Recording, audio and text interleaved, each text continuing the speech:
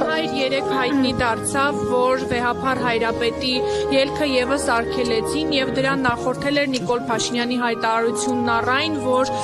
ընկել են Էջմիածնի գանձերի հետևից, մտադրություն ունեն կաթողիկոսությունը Հայաստանից դուրս տեղափոխելու, բայց եւ իրենք դա թույլ չեն տալու եւ եթե անհրաժեշտ լինի լրացուցիչ միջոցներ կկենտրոնացնեն։ Ասում են կաթողիկոսությունն ուզում եք տեղափոխել Հայաստանի Հանրապետությունից։ Ընկել եք Էջմիածնի գանձերի ետևից։ Էջմիածնի գանձերը մեծ հետ են այլևս։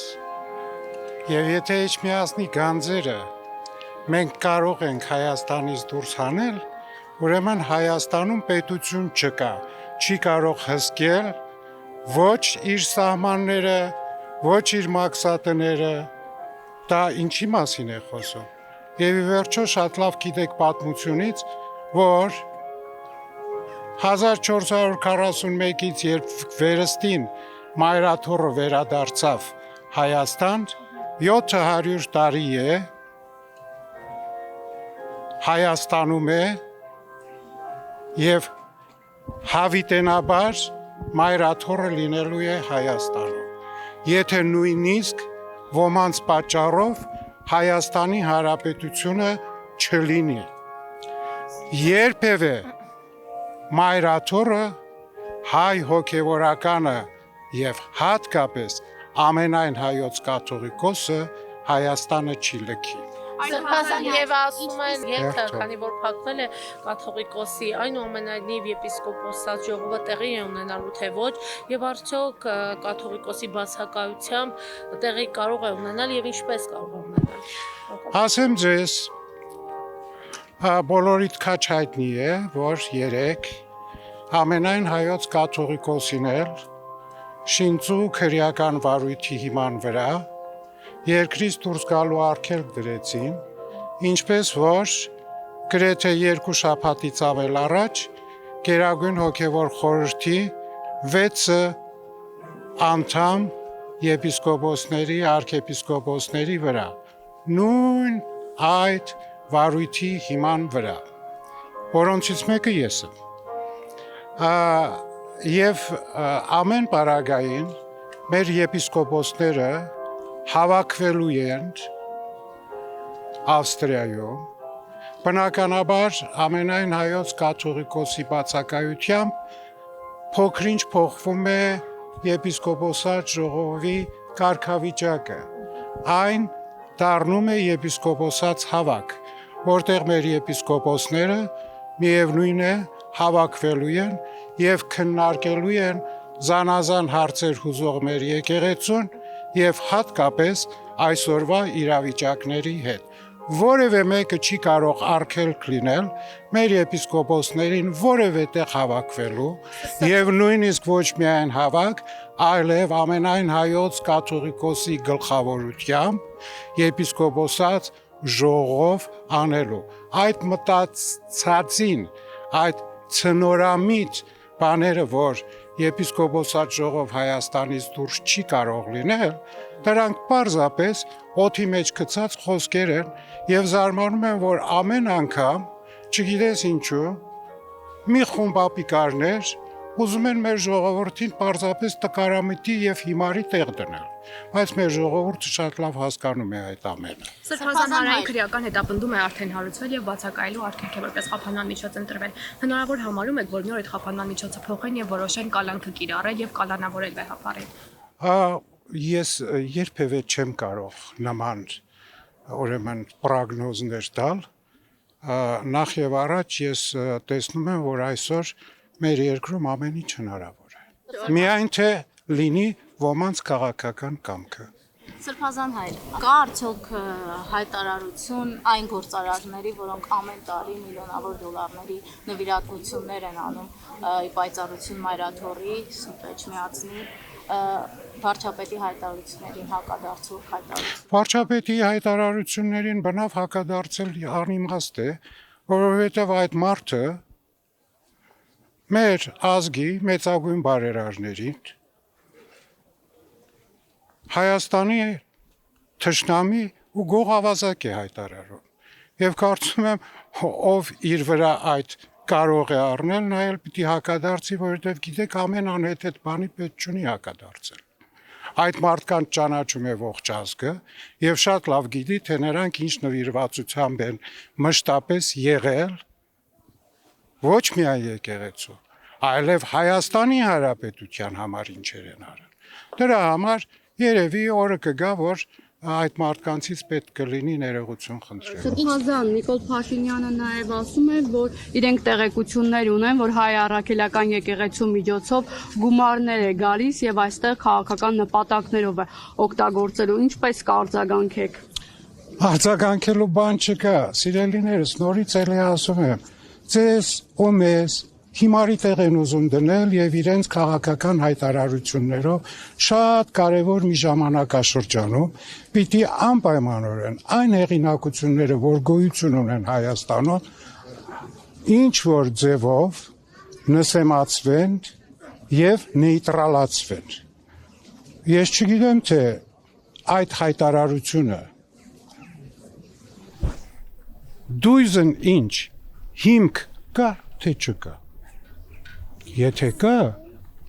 այդ հայտարարությունը չերարվի,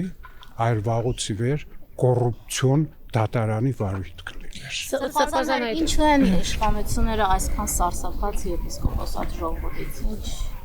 Չէ, սարսափած չեն եպիսկոպոսատ ժողովի։ Ամեն գնով փորձում են։ Հասկանում եք, սա մի ծրագիր է եկեղեցու դեմ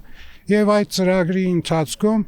ամեն կերպ ուզում է ապացուցվել, որ եկեղեցին պիտի անի այն, ինչ որ մենք ենք ուզում, որ եկեղեցին պիտի դառնա պետության մի կցուրդ։ Եվ այդ կցուրդը պիտի շարունակի այն քաղաքական ուժերի ցանկությունը, որ իրանք ունեն։ Գիտեք, կաթոլիկ եկեղեցում մի կարևոր դրույթ կա իրենց կատեխիզմի մեջ։ Դոգմատիկ դրույթ կա, որ կաթոլիկ եկեղեցուց դուրս չկա փրկություն։ Հին թարգմանություններով չի փրկություն արտաքո կաթողիկ եկեղեցու։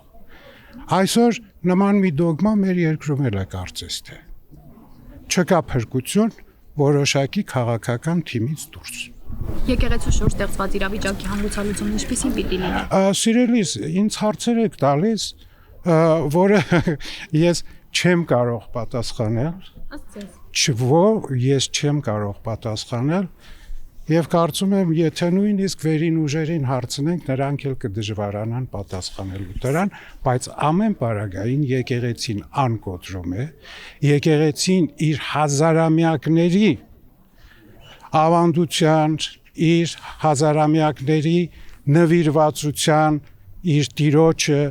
իր ազգին եւ իր պետությանն ու պետականությանը փոքր-ինչ չի ընկրկելու եւ նահանջելու եւ պահելու է այն, ինչ որ դարերով, հազարամյակներով ստեղծել է հայ եկեղեցին եւ պահել է հայ եկեղեցին։ Իշխանությունների հետ որևէ հանդիպում նախատեսվում է ստեղծված իրավիճակի հանգուցալուծման նպատակով եւ ինչ օրակարգով։ Ոչ,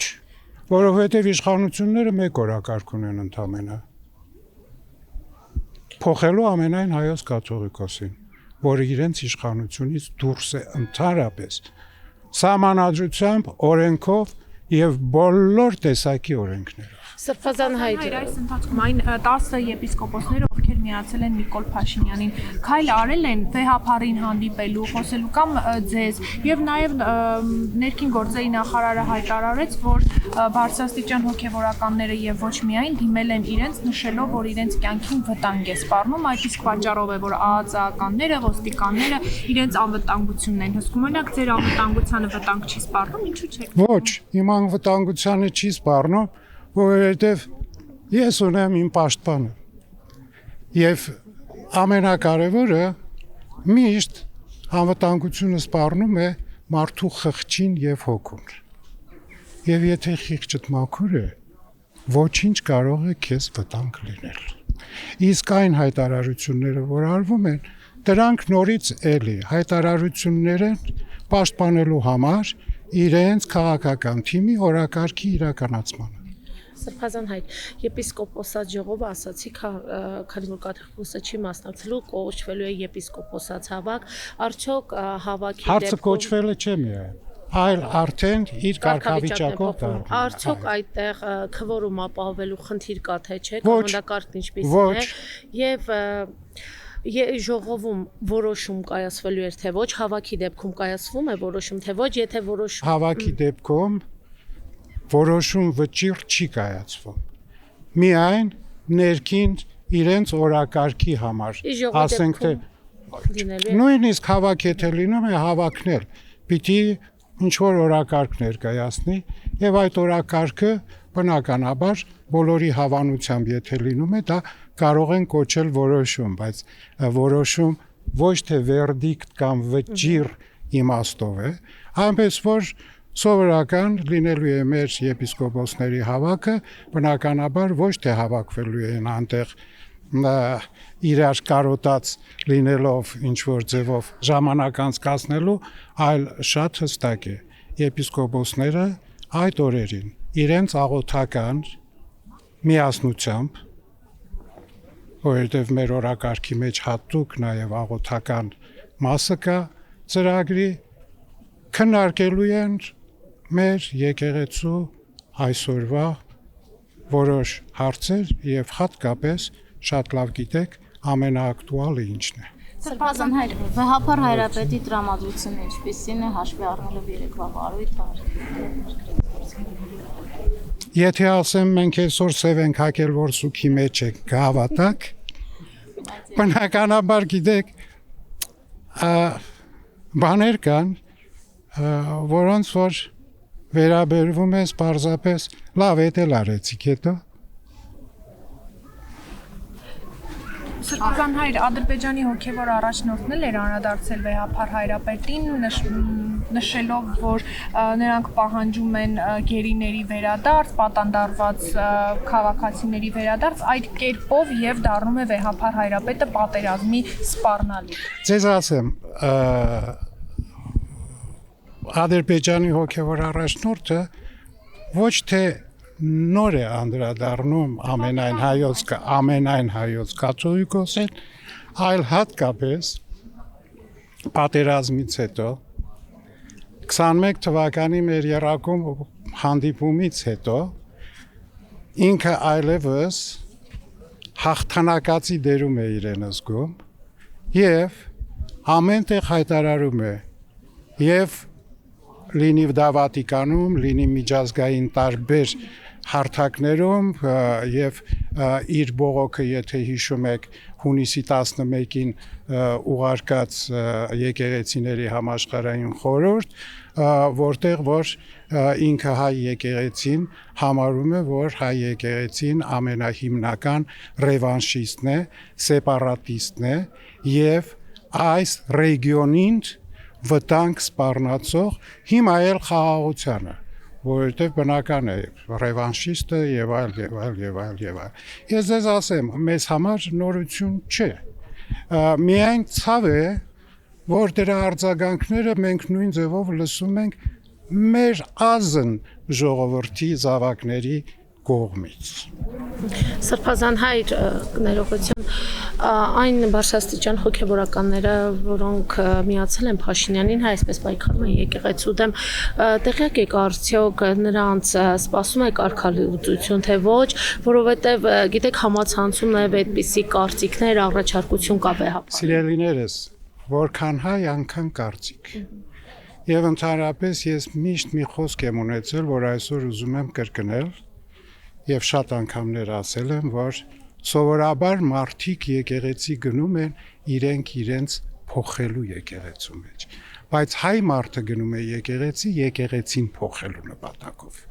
Սա գիտենք, որ այսօր որքան հայ, այնքան կարծիք, որքան հայ, այնքան որոշում։ Բնականաբար այս ամենի մասին մենք էլ այդքան ապիկար չենք, որ չմտածենք, չորոշենք ինչ անելու, բայց գիտեք ինչ է, ի վերջո պիտի թույլ տրվի եկեղեցին իհարկին ժամանակի ինչ որ պետք է պիտի անի։